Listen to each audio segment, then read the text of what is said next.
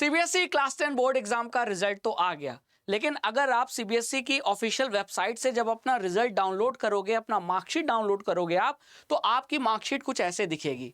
यहां मैंने एक अपने स्टूडेंट की बोर्ड एग्जाम का जो मार्कशीट है वो डाउनलोड कर रखा है, ठीक है। आप देख पा रहे हो 2025 है ना।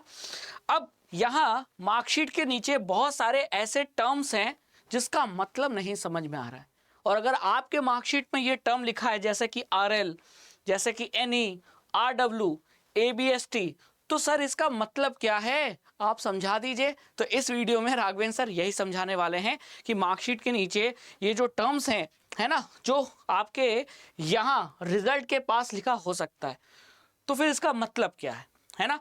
अगर आपके मार्कशीट में है तो मतलब समझ लीजिए। मैं 1 बाय 1 क्लियर करता हूं। सबसे पहले स्टार्ट करता हूं RL से। आप देख पा रहे हो यहां लिखा है RL। RL का मतलब होता है रिजल्ट लेटर।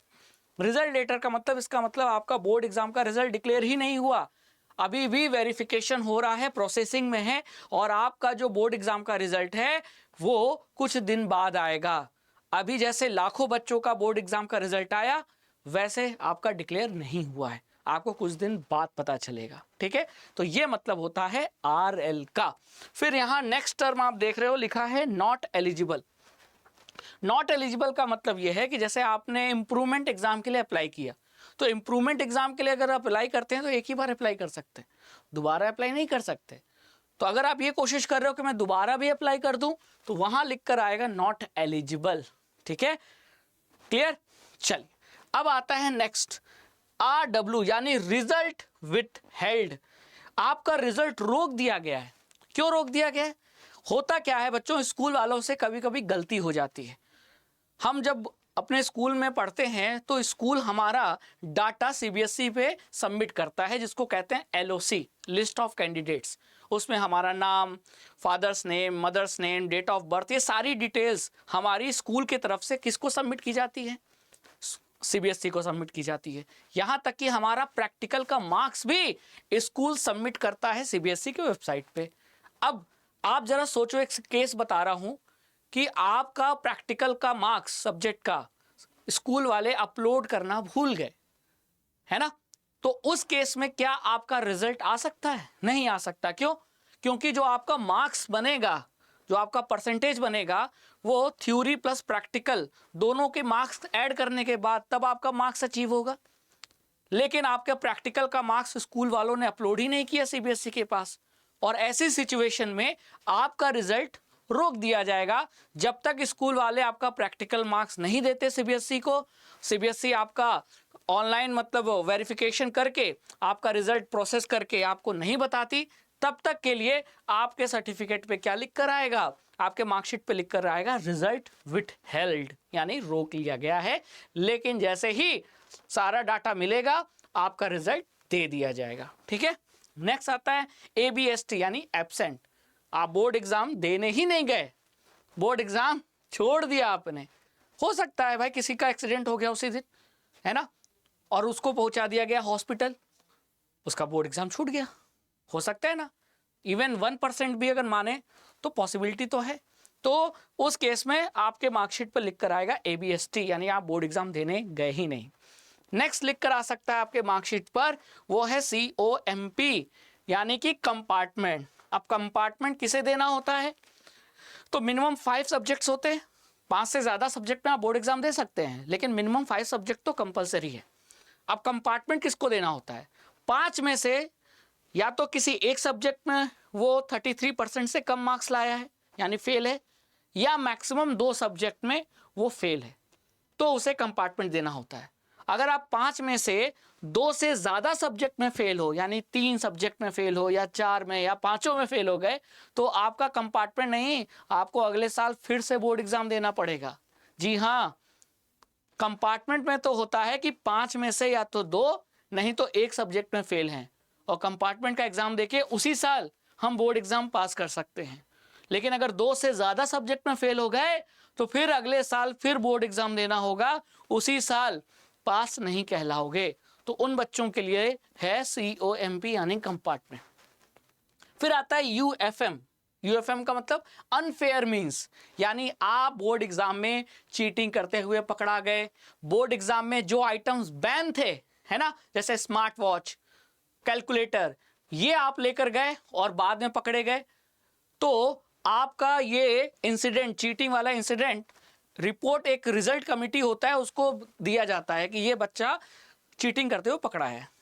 ठीक है, उस केस में फिर डिसाइड होता है कि क्या इस बच्चे ने चीटिंग की है और सच में चीटिंग की है तो क्या इसको क्या करना चाहिए, इसको पेनाल्टी मतलब पनिशमेंट देना चाहिए, इसको रिजल्ट से इस बार निकाल देना चाहिए इसका रिजल्ट, इसको फिर से बोर्ड एग्जाम अगले साल देना पड़ेगा। तो उस केस में आप किस कैटेगरी में आ जाते हो, अनफेयर मीन्स में आ जाते हो, है ना। आपके मार्कशीट में लिख कर आएगा UFM, मतलब आप चीटिंग करते हुए पकड़ाए थे और इसीलिए आपका रिजल्ट नहीं आया है, आप UFM की कैटेगरी में आ गए हो। बात समझ में आ गई। नेक्स्ट आता है X X X X, 4 time X। 4 time X का मतलब इंप्रूवमेंट। अब इंप्रूवमेंट और कंपार्टमेंट में अंतर है। इंप्रूवमेंट का मतलब क्या है, जैसे मान लो मैंने 6 सब्जेक्ट में बोर्ड एग्जाम दिया, ठीक है। अब 6 सब्जेक्ट में CBSE क्या करता है, CBSE का कहना है कि भाई आप 6 सब्जेक्ट में दीजिए, 7 में दीजिए, 8 सब्जेक्ट में एग्जाम दीजिए, लेकिन जो बेस्ट ऑफ 5 है उसमें आपको पास होना पड़ेगा, है ना। अब मैंने क्या किया, मैंने 6 सब्जेक्ट में पेपर दिया क्लास 10 बोर्ड एग्जाम का, 6 में से जो मेरा बेस्ट ऑफ 5 था उसमें मैं पास हूं, तो मेरे सर्टिफिकेट पे क्या लिख कर आएगा, मेरे सर्टिफिकेट पे पास ही लिख कर आएगा, मैं फेल नहीं हूं। लेकिन 6 में से जो एक पास तो हो गया, बचा कौन, एक सब्जेक्ट। अब उस एक सब्जेक्ट में मेरे मार्क्स 33% से कम हैं, यानी मैं एक सब्जेक्ट में या तो फेल हूं, ठीक है, एक सब्जेक्ट में मेरे मार्क्स 33% से कम है, तो मैं एक सब्जेक्ट में फेल हूं, ठीक है। वैसे मैं पास हूं। कंपार्टमेंट में केस में क्या होता है, मैंने 5 सब्जेक्ट में बोर्ड एग्जाम दिया और 5 में किसी एक में मान लो फेल हो गया, तो मेरे मार्कशीट पे पास थोड़ी लिख कर आएगा, समझ में आया। मेरे मार्कशीट पे लिख कर आएगा कॉम्प, यानी उस एक सब्जेक्ट जिसमें आपने क्या किया है, फेल हो गए हैं, उसमें कंपार्टमेंट दीजिए और कंपार्टमेंट एग्जाम देने के बाद जब आप पास हो जाओगे तब आपको पास कहा जाएगा। लेकिन यहां केस अलग है, यहां 5 सब्जेक्ट नहीं, आपने बोर्ड एग्जाम दिया 6 सब्जेक्ट में या 7 सब्जेक्ट में, और उसमें से जो बेस्ट 5 था जिससे आपका मार्क्स कैलकुलेट हो रहा था उसमें आप पास हो, तो आप पास ही है, ठीक है। अगर किसी एक सब्जेक्ट में फेल हो गए, वैसे तो आप पास हो, लेकिन एक सब्जेक्ट में आपके मार्क्स कम हैं, आप फेल हो, तो आप फेल नहीं कहलाओगे, क्योंकि ये एडिशनल सब्जेक्ट हो गया ना। बेस्ट ऑफ 5 के अकॉर्डिंग पास हो आप, आपको दोबारा बोर्ड एग्जाम देने की जरूरत भी नहीं है। लेकिन क्योंकि आपकी नजर गई मार्कशीट पे, आपको लग रहा है यार मैं जब 5 में इतना बढ़िया कर रहा हूं तो मेरे एक में कम रह जाएगा, 33% से अच्छा नहीं लगेगा, तो ऐसा करता हूं मैं इंप्रूवमेंट का एग्जाम दे देता हूं, है ना। और ये आपको देना जरूरी भी नहीं है, क्योंकि आपको CBSE पास बोल रही है, बस आप अपनी इच्छा से डिसाइड करते हो कि क्या उस बचे हुए एक सब्जेक्ट में आपको इंप्रूवमेंट देना है या नहीं देना है। तो उन बच्चों के मार्कशीट पर लिख कर आएगा ये 4 टाइम्स X, यानी इंप्रूवमेंट इन दैट सब्जेक्ट। तो आपको फिर उस इंप्रूवमेंट, उस सब्जेक्ट में इंप्रूवमेंट एग्जाम देना होगा, जो कि नेसेसरी नहीं है। अगर आप नहीं देना चाहते तो मत दीजिए, क्योंकि CBSE आपको पास ही बोल रही है, क्योंकि CBSE हमेशा बेस्ट ऑफ 5 कहती है। आपने 7 पेपर दिया, 7 में अगर बेस्ट ऑफ 5 में आप पास हो तो पास हो, तो बचे हुए सब्जेक्ट में आपको अगर लगता है कि मुझे इंप्रूवमेंट देना है तो दीजिए, वरना कोई ज़रूरी नहीं है, ठीक है, समझ में आ गया।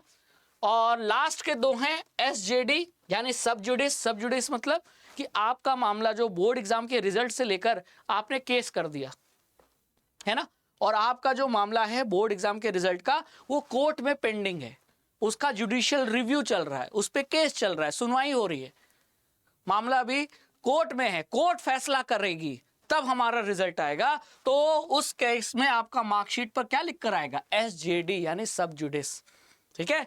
और फिर आता है NR, यानी नॉट रजिस्टर्ड।